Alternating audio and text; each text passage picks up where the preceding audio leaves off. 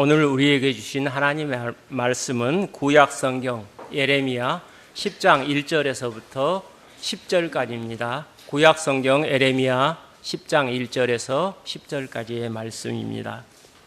제가 봉독하겠습니다. 이스라엘 집이여, 여호와께서 너희에게 이르시는 말씀을 들을지어다.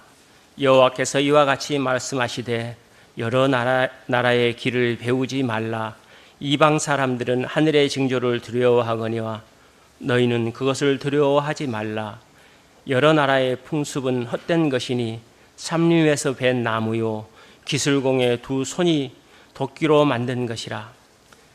그들이 은과 금으로 그것에 꾸미고 목과 장도리로 그것을 든든히 하여 흔들리지 않게 하나니 그것이 둥근 기둥 같아서 말도 못하며 걸어 다니지도 못하므로 사람이 메어야 하느니라. 그것이 그들에게 화를 주거나 복을 주지 못하나니 너희는 두려워하지 말라 하셨느니라. 여호와여, 주와 같은 이 없나이다. 주는 크시니 주의 이름이 그 권능으로 말미암아 크시나이다. 이방 사람들의 왕이시여, 주를 경외하지 아니할 자가 누구리이까? 이는 주께 당연한 일이라. 여러 나라와 여러 왕국들의 지혜로운 자들 가운데 주와 같은 이가 없음이니이다. 그들은 다 무지하고 어리석은 것이니 우상의 가르침은 나무뿐이라. 다시스에서 가져온 은박과 우바스에서 가져온 금으로 꾸미되 기술공과 은장색의 손으로 만들었고 청색 자색 옷을 입혔나니 이는 정교한 솜씨로 만든 것이거니와 오직 여호와는 참 하나님이시요 살아계신 하나님이시요 영원한 왕이시라. 그 진노하심에 땅이 진동하며 그 분노하심을 이방이 능히 당하지 못하리이다. 아멘. 이 시간에는 목사님 나오셔서 하나님의 말씀 선포해 주시겠습니다. 네, 아멘. 귀한 찬양 감사합니다. 제가 예전에 살던 시골집은 화장실이 되게 대문 옆에 있었습니다. 그래서 그 화장실을 가려면 마루를 내려와서 마당을 가로질러 저 끝에까지 갔던 적이 있습니다. 그래서 그런지 모르겠는데 그때는 그래서 화장실에 귀신에 관한 이야기가 유행했습니다. 그래서 내용이 다 생각나진 않지만 귀신이 빨간 휴지 줄까 파란 휴지 줄까 이렇게 묻는다는 그런 이야기였습니다. 근데 문제는 그 다음입니다. 그저 이야기였을 뿐인데 그 다음에 화장실에 갈 때에는, 특별히 밤에 화장실에 갈 때에는 꼭 그 얘기가 생각났습니다. 그래서 무섭곤 했는데 지금 생각해보면 없는 것을 있는 것처럼 생각하면서 무서워했던 게 아닐까 하고 헛웃음을 지어보곤 합니다. 근데 오늘 말씀에서 예레미야가 이스라엘 백성의 우상숭배를 비판하면서 그들이 지금 그때 저와 같다라고 이렇게 말하고 있습니다. 예레미야는 하나님의 말씀을 선포하면서 우상을 섬기는 이방 나라들의 길을 배우지 말고 그들의 풍습을 따르지 말라 이렇게 말하고 있습니다. 그 이유야 간단합니다. 그들이 섬기는 그러니까 우상이 하나님이 아니기 때문입니다. 우리가 성경에서 신이라고 번역하는 대부분의 말은 사실 하나님이라는 말과 똑같습니다. 그러니까 무슨 말인가 하면 똑같은 말을 가지고 여호와와 관련해서 쓸 때는 번역할 때는 하나님이라고 이야기하고 똑같은 말을 우상과 관련해서 이야기할 때는 그냥 신이다 이렇게 이야기합니다. 그러니까 성경에서 신이라고 말하는 것은 곧 하나님이더라 이렇게 생각하시면 되는데, 그럴 때 이스라엘 백성이 우상을 신으로 여겼다 하는 것은 이스라엘 백성이 우상을 하나님처럼 여기더라 라는 거고, 예레미야는 그게 얼마나 어리석은 일인지를 계속해서 강조해서 말하고 있습니다. 우상은 절대로 하나님이 아닙니다. 그런데 이스라엘 백성들은 어떻게 그 우상을 하나님처럼 섬겼을까, 또 여겼을까 보시면 먼저 2절에서 이스라엘 백성이 이방 나라들의 길을 배워서 그 하늘의 징조를 두려워하더라 라고 말하고 있습니다. 근데 사실 이스라엘 백성이 하늘을 숭배한 지는 하루 이틀의 문제는 아니었습니다. 주전 8세기인 아모스가 말하기를 그 별을 숭배하는 죄를 지적하고 있습니다. 그러니까 그러니까 주전 8세기니까 지금 예레미야 때에 선포될 때로 따져보면 거의 200년 가까이 되는 때인데요. 그러니까 200년 전부터 하늘의 신들을 숭배해 오더라라는 거고요. 또 우리가 잘 아는 대로 북이스라엘은 우상을 숭배하면서 하나님의 심판을 받아서 멸망하였습니다. 그래서 늘 그것들을 지적하고 있는데 열왕기 하 17장 16절에 보면 그들이 어떤 우상을 숭배하였는가를 적어 놓았습니다. 근데 그 중에 하늘의 1월 성신이 있습니다. 보시면 그들의 하나님 여호와의 모든 명령을 버리고 자기들을 위하여 두 송아지 형상을 부어 만들고 또 아세라 목상을 만들고 하늘의 1월 성신을 경배하며 또 바알을 섬기더라. 그러니까 이스라엘 백성이 이렇게 우상을 숭배함으로 인해서 하나님의 심판을 받아 멸망하였다 말하고 있습니다. 그러니까 그 중에서 하늘의 1월 성신, 즉 하늘에 있는 해와 달과 별을 숭배하였고, 그러면서 일식이나 월식, 별자리 등 그러니까 하늘의 특이한 현상을 마치 신의 뜻처럼 여기더라. 그러니까 하늘의 모양이 바뀔 때마다 하나님의, 그러니까 신의 뜻은 무엇일까를 점치며 그들이 행동하더라라는 것들을 말하고 있습니다. 그런데 지금 유다 사람들은 그 북이스라엘이 왜 멸망했는지를 뻔히 봐왔으면서 북이스라엘이 그런 우상을 숭배하면서 멸망하였다는 것을 알면서 여전히 하늘을 숭배하고 있더라라는 겁니다. 심지어 유다 사람들은 성전 안에서까지 그런 신들을 섬겼다 말하고 있습니다. 그래서 우리가 에스겔서에 보면 하나님께서 에스겔에게 지금 너희들이 나를 믿는다고 하는데 어떻게 믿고 있는지를 보여주거든요. 근데 보시면 거기에 성전 안뜰에서 엉덩이를 주의 성전 쪽으로 이렇게 쳐들고서 동쪽 하늘을 숭배하는 사람들을 보여줍니다. 그러니까 얼마나 기가 막히겠습니까? 하나님 이런 모습을 보면서 얼마나 모욕적이었겠습니까? 하나님이 세상을 지으셨습니다. 하나님이 하늘과 땅을 지으셨습니다. 그런데 이스라엘 백성들은 그래서 그 하늘과 땅을 지으신 하나님을 경외하는 대신에 그 세상을 지으신 하나님과 피조물을 똑같이 여기고 있었습니다. 그래서 이사야 40장에서 하나님이 물으십니다. 25절에 보시면 그런즉 너희는 나를 누구와 비교하고 나를 누구와 같다고 하겠느냐. 하나님이 이 세상을 지으시고 하늘을 지으셨는데 그 하늘을 보면서 하나님을 기억하고 하나님을 경외하는 것이 아니라 그 하늘을 섬기더라는 거예요. 하나님이 보시면서 어이없어서 물으시는 거예요. 너희가 나를 누구와 비교하고 나를 누구와 같다고 하느냐. 그러시면서 계속해서 하늘을 올려다 보시라고 말씀하시면서 또 물으십니다. 누가 이 모든 것을 창조하였느냐. 그러니까 그 너희가 보고 있는 그 하늘은 다름 아니라 내가 창조한 것에 불과하다. 근데 그 하늘을 하나님처럼 여기고 있으니 하나님이 답답하시다는 거예요.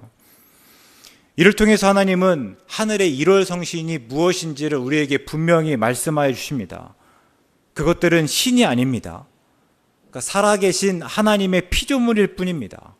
그래서 하나님의 명령을 따르고 지배를 받는 존재더라라는 거죠. 그런데 그 피조물을 하나님과 같이 여기고 있습니다.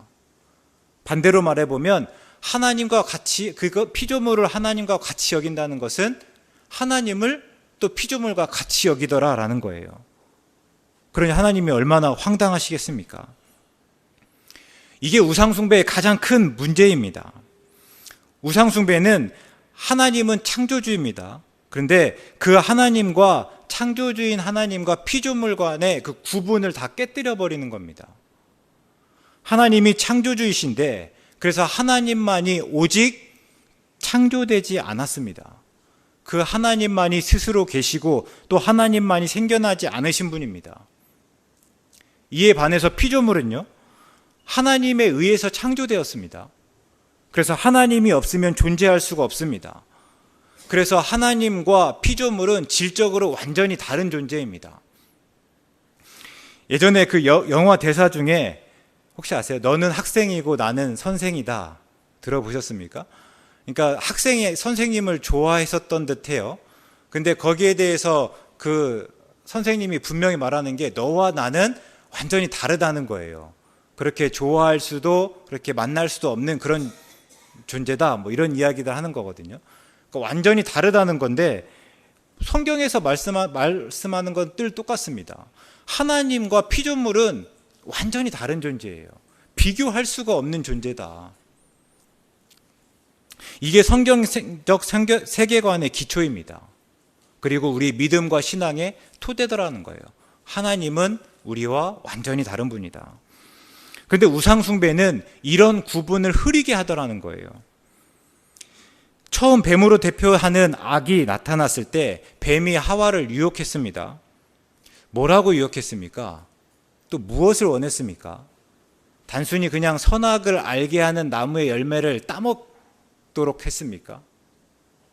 아니요, 그거보다는 조금 더 복잡합니다. 뱀이 하와를 유혹했던 거는 네가 하나님처럼 되라는 거예요. 지금까지는 하나님의 지배를 받았다면, 하나님의 말씀을 따라 살았다면 이제 네가 하나님이 되라, 이 요구였습니다. 보시면 에덴 동산을 하나님께서 지으시고 에덴 동산에 생명나무와 선악을 알게 하는 나무를 두셨습니다. 그래서 하나님은 아담에게 그 동산을 경작하고 지키라고 명령하시면서 또 말씀하신 게 무엇이냐면, 동산에 있는 모든 나무 열매는 네가 얼마든지 먹어도 좋다. 근데 하나 금하시는데요, 그게 무엇인가 하면 선악을 알게 하는 나무의 열매는 먹지 말라입니다. 내가 그 열매를 먹는 날에는 반드시 죽으리라. 이것이 하나님의 말씀이었습니다. 근데 뱀이 여자를 꼬드기면서 뭐라고 합니까? 선악을 알게 하는 나무의 열매를 먹으라는 겁니다. 하나님은 너에게 아마 그 열매를 먹으면 반드시 죽을 거라고 말씀하셨을지 모르겠지만, 뱀이 하는 거는요, 그것을 먹어도 결코 죽지 않는다 말합니다. 그 열매를 먹는다고 결코 죽지 않을 뿐만 아니라 오히려 그것을 먹으면 너희 눈이 밝아져서 하나님과 같이 되고 선악을 알 줄 안다, 이렇게 이야기합니다.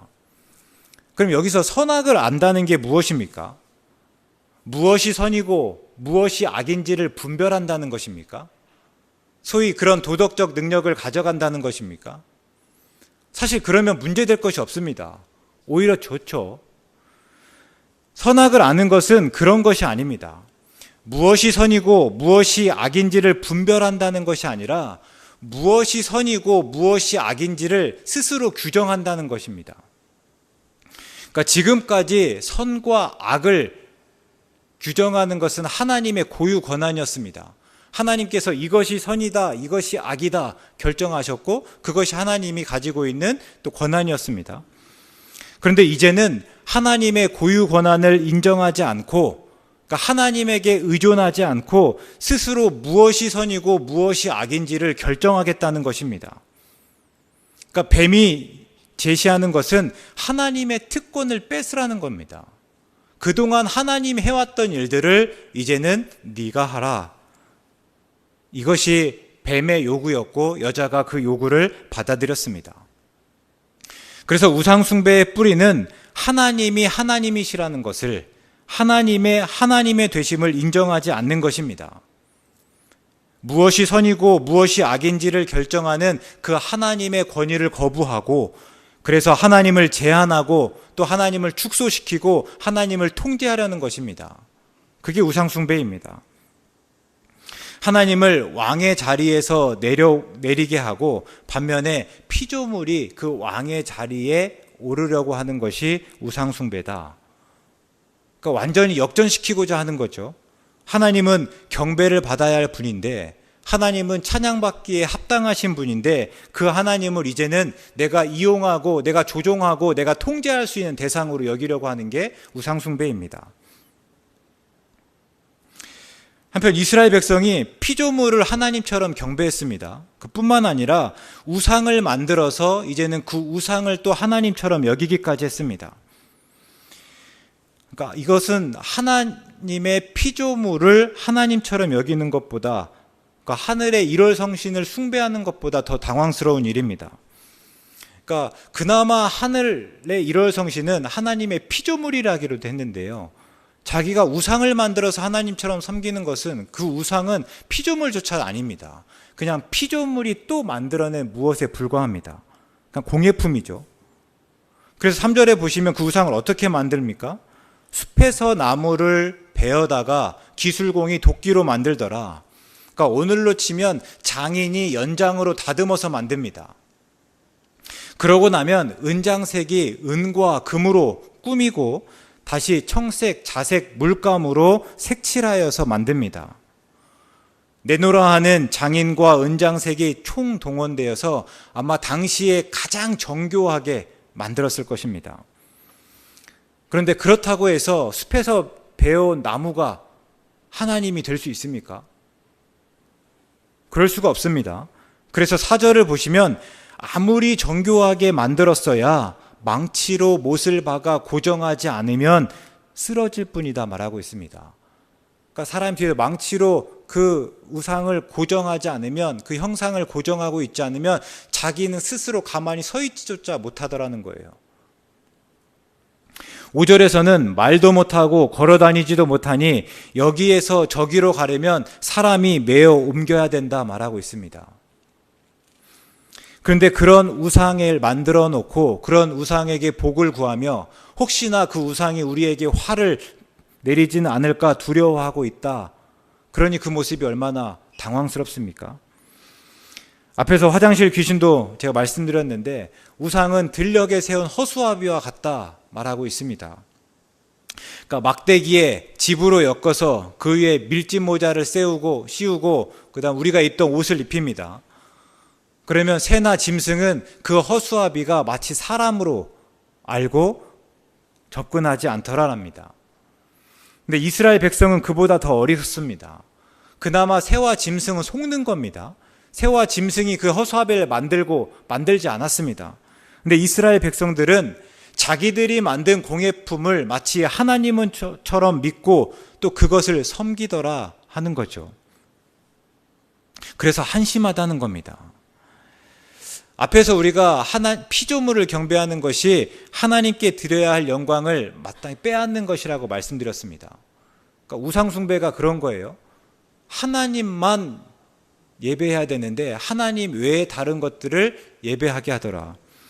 근데 지금 보시면 우상을 만들어서 숭배하는 것은 하나님의 형상으로 지어진 우리의 인간성의 본질을 깨뜨리더라. 인간성이라고 하니까 좀 말이 어려울 수 있는데요. 우리가 어떤 존재인가 한번 따져보시면 우리 역시 다른 피조물과 마찬가지로 하나님이 지으신 존재입니다. 우리도 하나님의 피조물에 불과하더라 인데요. 근데 하나님께서 우리를 다른 피조물과는 분명히 다르게 여기시더라. 다른 존재로 여기시더라라는 거예요. 창세기에서도 분명히 나타나고 있는데 시편 8편에서 우리를 하나님께서 어떻게 말하고 있습니까? 우리를 하나님보다 조금 못하게 하셨더라. 우리는 하나님께 다른 피조물과 똑같이 지었지만 하나님보다 조금 못하게 하신 존재로 우리를 여기시더라 하시고요. 우리가 그런 존재였기 때문에 하나님께서 우리를 어떻게 하셨습니까? 영화와 존귀로 관을 씌우셨다 말하고 있습니다. 또 계속해서 말하는 게 주의 손으로 만든 것을 다스리게 하더라. 다시요. 우리는 하나님이 만드신 다른 피조물과 똑같을 수 있지만 하나님이 만드셨다는 것에선 다른 피조물과 똑같지만 하나님이 우리를 하나님보다 조금 못하게 하시면서 하나님 영화와 존귀로 관을 씌우시고 우리에게 하나님이 지으신 다른 모든 피조물들을 다스리도록 하셨다. 그게 우리입니다. 근데 우리가 그 하나님이 손으로 지으시고 하나님의 손으로 지으신 다른 모든 것을 다스리게 한 우리가 우리 손으로 다른 것들을 만들고 그것들을 경배하니 이게 얼마나 천하냐는 거예요. 이게 우리가 가지고 있는 인간성을 다 깨뜨리더라는 겁니다. 그래서 우상숭배는 우리의 인간성을 왜곡시키는 것이고 우리가 가지고 있는 품위, 특별히 하나님의 형상을 가지고 우리가 그 하나님의 만드신 것들을 다스리는 그 품위를 다 떨어뜨리더라는 겁니다. 우리를 쇠약하게 만들더라. 특별히 웨스터민스터 신앙고백 1장에 보면 우리 인간의 최고 목적을 하나님을 영화롭게 하고 영원토록 그를 즐거워하는 것이다 이렇게 말하고 있습니다. 그런데 우리가 하나님을 영화롭게 하기를 거부하고 더구나 로마서 1장에서 바울의 지적대로 썩어지지 않은 하나님의 영광을 썩어질 사람과 새와 짐승과 기어다니는 동물 모양의 우상으로 바꾸니 우리의 존재 목적을 다 이루지 못하라는 겁니다. 그러니까 하나님께서 우리를 실제로 이렇게 만드셨는데 우리가 우상을 숭배하면서 아무것도 아닌 그냥 형편없이 살아가고 있더라. 이렇게밖에 여겨지지 않게 하더라라는 겁니다. 그래서 우상 숭배는 곧 자기 혐오와 같습니다. 하나님이 지으신 대로 그대로 살아가지 못하고 또 그런 우리를 하나님께서 사람을 이렇게 만드셨는데 또 그 가치대로 살아가지 못하게 하더라는 겁니다. 그래서 우리는 우상 숭배를 하지 말아야 합니다. 근데 이렇게 말하면 우리는 우상 숭배와 전혀 상관이 없는 듯합니다. 우리는 피조물을 하나님처럼 여기지 않습니다. 또 형상을 만들지도 않습니다. 그런데 무슨 우상 숭배를 하지 말라고 합니까? 하는데 그러면 과연 우리는 우상 숭배로부터 자유롭습니까? 하나님만을 하나님으로 고백하며 하나님만 예배하고 있습니까? 앞에서 우상 숭배는 하나님이 아닌 것을 하나님처럼 여기는 것이라고 했는데요. 그럼 우리는 하나님만 하나님처럼 여기고 있냐는 겁니다.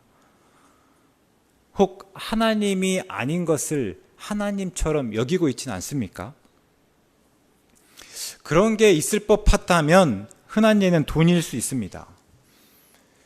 제가 초등학교 5학년 때 책을 보다가 처음으로 물질 만능주의라는 말을 처음으로 제가 들었습니다. 알았는데 그러니까 황금 만능주의라고 말하기도 하고 조금 더 고상하게 말하면 배금주의다라고 말할 수 있습니다. 그러니까 물질을 가장 최고의 것으로 여기면서 정신적인 가치들을 다 무시하더라. 그것들을 경시하더라. 그런 모양을 우리가 물질 만능주의다 이렇게 이야기하는데 그냥 쉽게 생각해 보면 돈이면 다 할 수 있다라고 생각하는 겁니다. 돈을 최고의 가치로 여기는 태도입니다. 돈을 삶의 목적으로 여기고 돈을 우리의 삶의 최고의 수단이고 방법으로 살아가더라라는 거예요. 제가 언젠가 영어 수업 시간에 상황극을 한 적이 있습니다. 여러 가지 역할을 주고 그 역할에 맞춰서 영어로 이야기하도록 말하는 거였는데 그때 제게 주어진 역할이 억만장자였습니다. 생각만 해도 좋으시죠? 저도 좋았습니다. 억만장자였는데 그래서 예전에 우리가 그 가을동화라는 드라마에서 그 원빈이 했던 대사가 있지 않습니까? 사랑? 웃기지 마. 그렇죠? 이제 돈으로 사겠어. 얼마면 돼? 이런 거예요. 근데 그 억만장자라고 하고 나니까 그냥 모든 게 다 편해지고 이 말만 하면 돼요. 그래서 얼마면 되는데. 이 사람은 어떤 전문가라고 해요. 전문가가 이러이러한 문제가 있고 이렇게 해결해야 됩니다. 그러면 제가 그냥 그래서 얼마면 됐는데 제가 얼마 줄까요? 그냥 제가 하는 말이 그거더라고요. 그러고 나면 그냥 모든 문제가 다 해결되는 듯해요. 정말 편하고 좋았습니다. 상황극이지만 정말 재밌더라. 근데 언제부턴가 우리가 행복에 대한 관심이 있으면서 이 돈에 대해서 더욱더 묻게 되는데요. 사실 행복이라는 것도 그렇습니다. 조금 이따 제가 말씀드릴 게 또 나 자신을 우상처럼 여기는 거다 하는데 오늘날에 보면 행복도 비슷하지 않을까 생각합니다. 우리가 언젠가부터 행복해야 된다는 강박관념을 가지고 살아가요. 그래서 행복해야 할 수 있다고 생각하는 것들을 자꾸만 취하는데 혈안이 되어 있지 않을까 생각해 보는데요. 아무튼 행복에 대한 관심이 많아지면서 따져보는 것이 돈과 행복의 상관관계입니다. 그러니까 과연 돈이 많으면 많을수록 행복한가 이렇게 묻게 되고 거기에 대해서 답하는데요. 이 논의가 사실은 오래되었습니다. 그래서 1974년에 펜실베니아 대학의 리처드 이스터링 교수가 그 책에서 이렇게 주장합니다. 기본적인 욕구를 충족할 수 있는 일정한 수준이 되면 그걸 만족점이라고 하거든요. 그 수준이 되면 더 이상 돈이 많다고 해서 행복하지 않더라라는 겁니다. 그러니까 기본적인 생활이 될 때까지는 돈이 많으면 많을수록 행복하다고 여기는 듯 하는데 일정한 지점, 그러니까 만족점이 딱 이르면 그 다음부터는 돈이 더 많다고 해도 행복하지 않더라는 겁니다. 이스터링 교수가 이런 가설을 주장하면서 어떤 근거를 가져왔냐면 제2차 세계대전이 끝나고 나서 1950년부터 1970년까지 일본의 그 소득 수준이 7배가 늘어났습니다. 일본의 국민소득이 7배가 뛰었는데 삶의 만족도를 물었더니 오히려 떨어지더라는 겁니다. 그러니까 돈이 많다고 해서 꼭 행복한 건 아니더라, 이렇게 주장하게 되죠. 그래서 이런 이유로 많은 사람들이 그렇게 믿게 되었습니다. 아, 돈이 많다고 행복한 것은 아니구나. 저같이 돈 없는 사람에게는 위로가 됩니다. 아, 돈이 많다고 행복한 건 아니구나. 또 교회는요, 우리 성경에서 분명히 말하고 있잖아요. 돈을 사랑함이 일만하게 뿌리더라. 그래서 항상 돈을 경계하고 있는데 이런 결과가 나오니까 너무 좋은 거예요. 그래서 또 특별히 교회 안에서는 이 결과로 큰 위로와 격려를 얻었습니다. 그런데 세월이 지나면서 여기에 대한 반론이 제기되었습니다. 특별히 2010년에 노벨상을 수상했던 프린스턴 대학의 앵거스 디튼 교수, 그리고 데니얼 커니먼 교수의 연구에 의하면 돈과 행복의 상관관계에서 이 만족점은 없더라는 거예요. 다시 말씀드리면 일정 수준까지는 우리가 돈이 많으면 많을수록 행복하고 그 다음부터는 돈이 많다고 행복하지 않다라는 게 이전에 우리가 믿어왔던 바라면, 이 새로운 연구 결과에 따르면 그렇지 않아요. 이 만족점이 없어요. 그러니까 그 말은 뭐예요? 돈이 많으면 많을수록 계속해서 행복할 수 있다. 행복이라는 말을 썼지만 정확하게는 돈이 많으면 많을수록 삶의 만족도는 계속해서 높아지더라. 이게 노벨 수상자들의 연구 결과였습니다. 여기에 대해서는 또 다른 기회에 또 이야기 나눠보도록 하겠습니다. 어쨌든 지금은요, 오늘날에는요, 우리가 다 정설로 받아들이는 것이 돈이 많으면 많을수록 행복하다. 그러다 보니 돈을 최고로 여기는 태도가 오늘까지도 자연스럽게 이어지더라라는 겁니다. 제가 생각할 때 앞으로도 더 그러면 더 그랬지 덜 그러지는 않을 것 같습니다. 그러면 우리는 이런 세상 속에 살아가면서 돈을 최고의 가치로 여기는 세상 속에 살아가면서 우리는 자유로운가? 우리는 돈을 그렇게 여기는 태도로부터 우리는 전혀 다르게 살아가고 있는가? 입니다. 또 하나님 아닌 것을 하나님으로 여긴다고 하는 다른 예는 우리 자신입니다. 그러니까 나와 내가 가진 힘, 또 내가 하는 노력, 이 모든 것들을 우상으로 여기는 겁니다. 그러니까 예전에 보면요, 우리가 필요한 것들을 또 하나님께 구하면서 그것들을 공급받은다 여겨왔는데 어느 순간부터는 내가 필요한 것을 내가 내 힘으로, 내 노력으로 다 채워갈 수 있다 믿더라는 겁니다. 그리고 오늘날에는 이런 현상이 더욱더 두드러지고 있습니다. 비근한 예로 예전에는 세상 속에 있는 나를 이야기하곤 했습니다. 그러니까 내가요, 이 세상 속에 존재하고 있습니다. 그래서 세상을 염두에 두었고 세상 속에서 내가 어떻게 살아가는지, 어떤 모습으로 살아야 하는지를 늘 물었습니다. 그래서 세상을 살아가는 최소한의 도리, 최소한의 예의를 늘 따지곤 했습니다. 근데 오늘날에는 세상 속에 있는 내가 아니라 내가 있는 세상을 이야기합니다. 말이 조금 다르죠? 세상 속에 있는 나를 말하는 것이 아니라 내가 있는 세상을 이야기합니다. 그러니까 내가 세상보다 우선입니다. 그래서 내가 어떻게 생각하는지가 중요합니다. 내가 원하는 바를 이루고 내가 원하는 대로 살아가는 것을 중요하게 여기더라. 세상은 그 다음 부차적인 일입니다. 항상 내가 먼저여야 되는 거죠. 우리 지난주에 서울 서초구 서희초등학교에서 한 젊은 교사가, 선생님이 극단적인 선택을 했습니다. 얼마나 안타까운지 모르겠습니다. 근데 화가 나는 것은 우리가 사실 교권이 무너졌다, 그러니까 교권이 침해받고 있다, 혹은 갑질 민원에 대한 이야기는 하루 이틀 문제가 아니었거든요.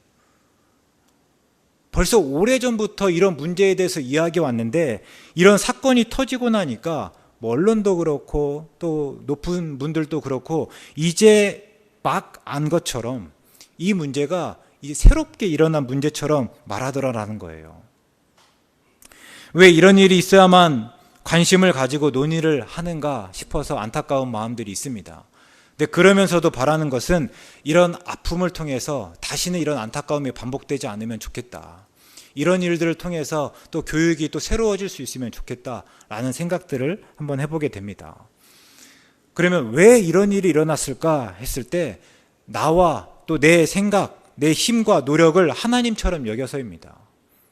내가 중요합니다. 내 자식이 중요합니다. 내 생각이 중요합니다. 그래서 어떻게든지 내 힘과 노력으로 내가 필요로 하는 것을 채워야 합니다. 그래야 직성이 풀리고 그러면 그만이라고 생각하면서 다 이런 일들이 있습니다. 그래서 내게 조금만 불편한 것들을 참아내지 못하고 그것을 가지고 민원하고 내게 있는 힘을 부리고 그래서 결국 내가 원하는 것을 얻어가다 보니까 이게 자꾸만 마찰이 일어나더라는 거예요. 근데 우리가 하나님이 아닌 이상 우리를 하나님처럼 섬기면 섬길수록 우리가 경험하는 것들은 늘 실망과 좌절입니다. 나를 우상처럼 여기는 태도는 그래서 결국 그것들을 우상처럼 여길 때 내가 경험하는 것, 나는 자아도취에 빠져 살 때가 많고 아니면 그냥 모든 것들을 허무하게 여기는 허무주의로 빠질 때가 많더라는 거예요. 혹은 도덕이라고는 전혀 없는 다른 사람들을 배려하는 것, 다른 사람들과 함께 살아가는 그 최소한의 마음조차도 없는 그냥 버릇없는 이기주의자만 만들어내더라라는 겁니다. 오늘 세상이 혹 그런 모습으로 이루어지는 것은 아닌가. 또 그곳에 살아가면서 나도 비슷하게 나를 주장하며 내 것을 계속 보며 따지면서 살아가고 있지 않는가 하는 겁니다. 이처럼 돈이든 또 나든 또 무엇을 우상으로 삼든 결론은 같습니다. 결론은 하나님께 드려야 할 마땅한 영광을 드리지 못하더라 라는 거고 또 하나님을 예배해야 하는 우리의 목적, 그 목적을 이루지 못하더라는 겁니다. 그리고 우리가 다른 것들을 다스려야 함에도 불구하고 어떤 다른 것에 매여서 살아가게 되더라. 그러니까 하나님은 하나님대로 섬기지 못하면서 나는 하나님이 지으신 대로 살아가지 못하는 것, 이게 우상숭배이더라라는 거죠. 그래서 예레미야가 우상숭배를 반대하고 비판하면서 이스라엘 백성에게 하나님이 어떤 분인지를 똑똑히 일러줍니다. 10절의 말씀입니다. 오직 여호와는 참 하나님이시오 살아계신 하나님이시오 영원하신 왕이시다. 우리가 이 말씀을 명심하여 들을 수 있으면 좋겠습니다. 오직 여호와만이 참 하나님이십니다. 우리를 포함한 모든 피조물은 다만 피조물일 뿐입니다. 피조물은 하나님일 수가 없고 그래서 피조물을 하나님처럼 여겨서도 안 됩니다. 우리는 때로 너무 아름답거나 또 너무 뛰어나거나 혹은 두렵거나 또 바라는 것에 실체를 부여합니다. 그러니까 우리가 자연에 가면 아름답다 하잖아요. 그러니까 아름답다 하면서 이 자연을 만드신 하나님을 기억하고 하나님을 찬양하는 것까지 보지 못하고 그냥 그 아름다움으로만 끝나버릴 때가 많더라는 겁니다. 때로는 그런 자연들을 보면서 자연의 힘을 우리가 느끼기도 하는데요. 근데 그 자연의 힘, 그 자연을 만들어 가시는, 이끌어 가시는, 그러니까 때가 되면 꽃이 피고 또 잎이 나고 또 이 잎이 지고 다 죽은 것 같지만 또다시 꽃이 거기에 싹이 나고 꽃을 피우고 이렇게 돌아가는 이 자연의 어떤 섭리를 보면서 자연의 힘을 숭배하는 사람들이 있습니다. 우리가 그래지더라는 거예요. 근데 그 모든 것들은 이면엔 다 하나님밖에 없고 그 모든 것은 다 하나님이 만든 피조물에 불과하다는 겁니다. 자꾸만 없는 것을 있는 것처럼 여기면서 그것을 하나님처럼 여기면 안 된다. 그래서 6절에서 분명히 말씀하는 것은 주와 같은 이는 없다는 겁니다. 오직 여호와만이 참 하나님이시고 그 하나님과 같은 이는 절대로 없다. 자꾸만 그 하나님 같은 분을 만들어내지 말라. 예레미야가 이렇게 말하고 있습니다. 또 하나님은 살아계신 분입니다. 우리가 우상을 숭배하는 까닭이 무엇입니까? 대개 보면 우리의 욕심과 욕망을 채우기 위해서입니다. 예를 들어서 이스라엘 백성들이 왜 바알을 섬겼습니까? 바알이 농사의 신이라고 하니까 어떻게든지 간에 바알을 달래고 얼러서 또 그 풍년을 보장받고 싶어서입니다. 즉 우상을 기분 좋게 해서 내 목적을 이루고자 하는 것이 우상 숭배하는 가장 밑바닥에 있는 마음입니다. 실제로 우상을 숭배하는 사람들 한번 보시죠. 우상에게 정성을 다합니다. 우상에게 내가 있는 것들을 다 내어놓는 듯 하지만 그렇다고 해서 우상의 뜻을 따지고 우상과 동행하고자 하는 경우를 보셨습니까? 그냥 그 사람에게는 어떻게든지 간에 그 우상에게 밉보이지 않는 것이 가장 최고의 목적입니다. 괜히 밉보여서 해코지 당하지 않는 것이 그냥 그 사람의 바라는 거죠. 물론 우상은 그런 것을 요구하지도 않고 또 생명이 없으니 그럴 수도 없습니다. 그런데 하나님은 살아계신 분입니다. 그래서 우리의 욕심을 투영하고 내 마음대로 조정할 수 있는 분이 아닙니다. 내가 매어서 이리 옮기고 저리 옮길 수 있는 분이 아니더라. 내가 이리 가게 하고 저리 가게 할 수 있는 분이 아니더라는 겁니다. 그래서 우리는 하나님을 자꾸만 조정하려고 하는 대신에, 우리가 하나님을 바꾸려고 하는 대신에 내가 그 앞에서 내가 변해야 합니다. 예수님이 분명 말씀하시지 않았습니까? 나를 따르려거든 자기를 부인하라. 하나님의 뜻에 따라서 내가 바뀌어가는 것, 하나님의 말씀대로 내가 달라지는 것, 다르게 살아가는 것, 그것이 우리의 믿음이고 신앙이고 특별히 살아계신 하나님을 예배하는 태도다라는 겁니다. 마지막으로 하나님은 영원한 왕이십니다. 우리가 앞에서 다시 창세기 3장의 이야기를 떠올려 보면 여자가 그 선악을 알게 하는 나무의 열매를 따먹으면서 타락하였습니다. 근데 하나님이 보시니까 타락한 채로 생명나무까지 얻어서 영생을 누리면 안 되겠다 싶으신 거예요. 그래서 생명나무에 접근하지 못하도록 막으셨습니다. 그리고 하나님은 그 대신에 우리가 구원받고 영생을 누릴 수 있는 더 좋은 방법을 우리에게 내놓으셨습니다. 하나님의 유일하신 아들 예수님을 내어주신 겁니다. 예수님은 하나님의 아들이십니다. 동시에 하나님이십니다. 근데 그 하나님이 우리와 같이 되셨습니다. 모든 것을 버리고 우리와 같은 피조물이 되셨다. 또 우리 죄를 대신해서 십자가의 죽으심으로 우리를 구원하셨습니다. 그래서 구원받기 위해서 우리가 한 일은 아무것도 없습니다. 정말 아무것도 없습니다. 단순히 겸손하기 위해서 말하는 것이 아니라 정말 아무것도 없습니다. 세상을 이처럼 사랑하셔서 유일하신 아들을 내어주신 분도 하나님이시고, 또 우리를 위하여 십자가에 달려 죽으심으로 그 사랑을 확증하신 분도 하나님이십니다. 우리는 다만 예수님을 주로 그리스도로 믿음으로 모든 것을 은혜로 구원을 받았습니다. 앞에서 아담과 하와 사람은 그 선악을 알게 하는 나무의 열매를 따먹으면서 하나님의 자리를 엿보았습니다.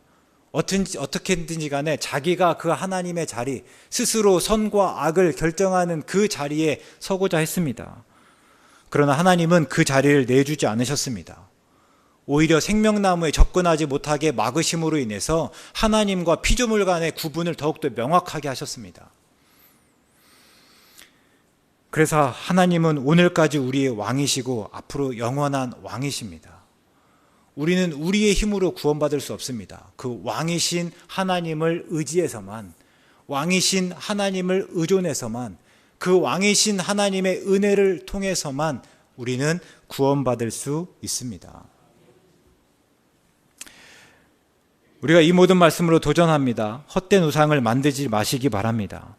하나님만을 하나님으로 알고 우리가 자꾸만 그 자리를 탐내지 않았으면 좋겠습니다. 우리에게 있는 하나님의 형상을 따라 하나님을 예배하고 하나님과 동행하는 것, 그것이 우리의 본분이고 또 우리의 목적입니다. 우리가 그래서 그렇게 살아갈 때 우리 역시 하박국처럼 고백할 줄 압니다. 내가 하나님을 하나님대로 높이고 하나님의 자리를 차지하려는 대신에 그냥 그 하나님으로 인해서 기뻐할 때, 기뻐하는 것, 그것이 그때서 우리의 고백될 줄 압니다. 난 여호와로 인해서 즐거워하겠다.